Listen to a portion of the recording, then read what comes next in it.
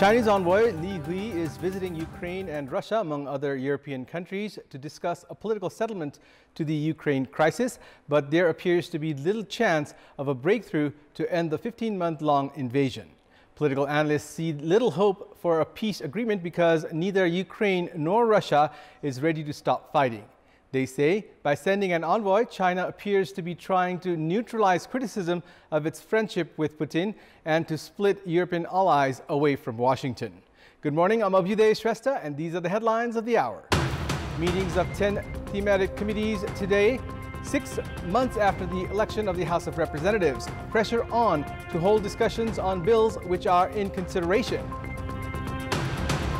Vaccine card certificate or recent COVID test still mandatory for travelers at the Trivandrum International Airport. Ministry of Health still in confusion in reviewing the criteria. A top Chinese envoy, Li Hui, heading to Ukraine in a trip Beijing says is aimed at discussing a political settlement to the Ukraine crisis. Li also scheduled to visit Russia and other European countries. And defending champions Gujarat Titans reach the playoffs of the Indian Premier League, defeat Sunrisers Hyderabad by 34 runs. Hyderabad crash out of the tournament. The meetings of the 10 thematic committees under the House of Representatives have started this morning. The committees have become active 6 months after the election of the House of Representatives. The first meeting of the committees, called at 9 this morning, have been chaired by the senior-most members of the committees. Welcoming and introduction of members, along with discussions on the work area of the committees, are included in the agendas. The thematic committees were inactive due to disputes among political parties regarding their leaderships. The parties had reached a consensus regarding the leaderships only last Sunday. Former Deputy Prime Minister Top Bahadur Raemaji became the 13th person to be arrested in connection with the fake Bhutanese refugee scam that has shaken the national politics for weeks now. The Nepal police has given permission to keep Raemaji in custody for 3 days for investigation. 3 more individuals alleged of involvement in the case are still absconding. Since an arrest warrant was issued against Raemaji, he had been out of contact for 11 days before being arrested from the capital's Budhanilkantha Sunday night. Based on the statements by the officer investigating the case, Raemaji had proposed for the formation of a task force to address the issue of Bhutanese refugees some 4 years ago. The alleged masterminds behind the scam, Keshav Dulal and Sanu Bhandari, made the plan to create fake refugees and send them to the United States. Bhandari is a close relative of Raemaji. Indrajit Rai, the security advisor to the then Home Minister Ram Bahadur Thapa, then helped coordinate for its implementation. Another middleman, Sandesh Sharma, planned to form a task force by including Thapa's son Pratik and Rai's son Neeraj. All those alleged of involvement have been arrested for investigation, except for former Minister Thapa and former security advisor Rai, while their sons have been absconding. 124 victims have filed complaints in the case, and it has been understood that some 230 million rupees has been taken from the victims. However, police suspect the amount could easily cross ₹1 billion. Those in custody have said Rai alone took 150 million rupees during the scam. The state's laws allow police to keep alleged individuals in custody for up to 60 days for investigation in the case of organized crimes. It has been 53 days since the investigation began. At the moment, former Home Minister Balkrishna Khand and former Deputy Prime Minister Raemaji are in custody. The police now have 7 days to proceed with the case. Although the World Health Organization has already announced an end to COVID-19 as a public health emergency, the Trivandrum International Airport in Kathmandu still requires vaccine cards and test results from travelers going through the airport. It is mandatory to present a vaccine card certificate or a COVID test taken within 3 days of arriving or departing from the Trivandrum International Airport. The Ministry of Health has informed that the mandatory rule is still in effect as daily cases of COVID-19 are still being seen in the country. However, discussions are being held on whether to end the rule. The Health Ministry has also said that the health standards should be maintained as COVID-infected patients are still receiving treatments in ICUs and ventilators. We'll take a short break here. We have more news coming up. Welcome back. Experts and businesspersons in the energy sector have called on the government to relax its policies towards electric vehicles. Speaking at the Kantipur EV Dialogue 2023, organized by Kantipur Media Group yesterday, experts and businesspersons said that there was a need to review EV policies despite the increase in consumption. They have called on the government to encourage EV use and take stable policies for the sector. In response, Energy Minister Shakti Basnet said the government is doing its homework on the possibilities in the sector, adding that preparations were underway to introduce programs to raise more awareness about its benefits among the public and encourage consumption. During the second session of the enclave, Finance Minister Prakash Charan Mahat emphasized that the government was all poised to promote the EV sector.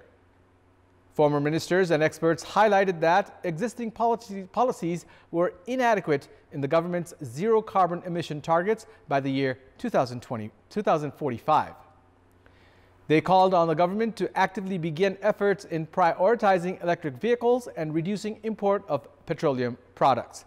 Participants highlighted that Nepal was home to some of the most polluted cities in the world and urged the government to implement short-term and long-term plans to encourage the use of electric vehicles. It's time now for our segment Public Pulse, where you text us with your opinion. Public Pulse. Here's the question. What should be done to address the issue of malnutrition in Karnali province? Your options are A, improve access to food, B, promote local production, and C, awareness campaign. The voting is on. Type NEWS, select your option A, B, or C, and send it to 34001 to share your opinion with us. In our Public Voice segment, we had asked people in several provinces what should be done to raise the effectiveness of the agriculture insurance program. Let's take a look at what they had to say. Public Voice. जनमानसले बुझिरहेका छैनन् त्यो चाहिँ बुझाउन जरुरी छ बाख्राको बीमा बनाएर पनि भुक्तानी गर्नु भएन अब यस साल हामीहरुले कसरी बनाउने कसरी विश्वास गर्ने सरकारलाई सम्बन्धित पालिकाहरूलाई त्यसको जिम्मेवारी अनुगमन र नियमन गर्न जिम्मेवारी दियो भने सरकारले हैन प्रष्ट रूपमा अब यो बीमा गर्दा के फाइदा हुन्छ त भन्ने कुरा प्रस्ताइदिएर कति खर्च लाग्छ हैन त्यसबाट आम्दानी कति हुन्छ त्यसको दायरा निश्चित गरेर त्यसमा चाहिँ तपाईको गर्नुपर्ने आवश्यकता देखिन्छ पोहोर साल धानबाली बगायो धानबालीको पैसा बीमाको पैसा पनि दिनु भएन हामीलाई त थाहै छैन सर कृषि बीमाको बारेमा यता आए थाहा हुन्थ्यो गाउँ गाउँमा गएर कृषि बीमाको बारेमा जनचेतना जगाउनु पर्यो वास्तविक कृषकको पहिचान गरेर उनीहरुको घर घरमा गएर कृषि बीमा गराउनु पर्छ यो भुक्तानी प्रक्रिया छ नि यो अलि झन्झटे छ यसलाई सहज गरिदिन पर्छ कृषि बीमा अझसम्म देखेको पनि छैन उपलब्धि र फाइदाहरुको विषयमा चाहिँ कृषकलाई बुझाउन जरुरी देख्छु कुन चाहिँ जोखिमपूर्ण छ कि बढी लगानी लागिरहेको छ त्यस्तो क्षेत्रहरुको चाहिँ सरकारले चाहिँ निशुल्क रूपमा चाहिँ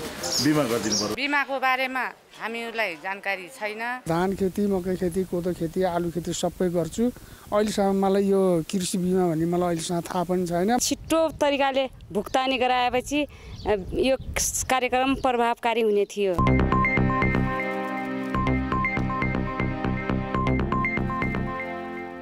It's time now for the international updates.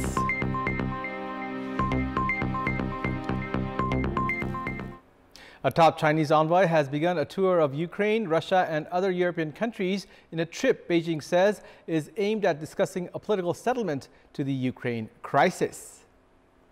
Without providing a detailed schedule, the Foreign Ministry announced on Friday that China's Special Representative for Eurasian Affairs and former ambassador to Russia, Li Hui, will also visit Poland, France, Germany on the multi-day trip. He is the most senior Chinese official to visit Ukraine since Russia invaded in February 2022, and his trip could coincide with the beginnings of a long-anticipated counter-offensive by Ukraine to recapture territory seized by Russia. Declining to provide further details, a Ukrainian government official said Li will visit Ukraine today and tomorrow. At least 6 people have died and 5 others injured in a fire in a hostel in Wellington, New Zealand. Emergency services were called to the 4-story Loafers Lodge Hostel in Wellington just after midnight local time today. Dozens were rescued from the building, but police said a number of people remained unaccounted for. Upon arrival at the blaze, firefighters found the top level of the building ablaze. By 4 a.m. local time, at least 20 fire trucks were involved in helping extinguish the fire. Fire and Emergency District Commander Nick Pyat described the fire as Wellington's worst nightmare. Police warned they could not be more specific on the number of deaths until they could access the building. Pyat also said the building contained asbestos and urged locals to wear a face mask and keep their windows closed to avoid inhaling the smoke. Authorities rescued at least 5 people from the roof of the burning building, and 1 person sustained serious injuries after jumping from the 3rd floor of the building to escape the flames. The cause of the blaze is currently unknown, but local media reported that police were investigating whether it was deliberately lit. And it's time now for the weather update.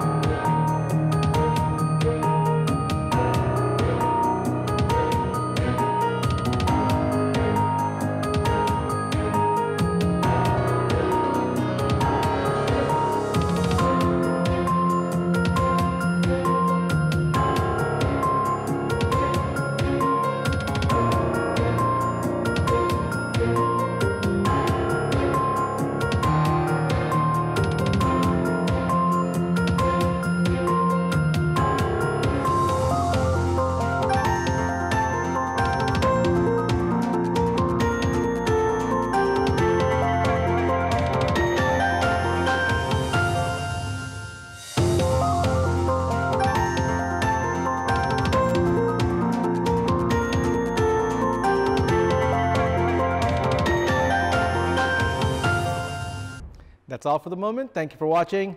Have a good day.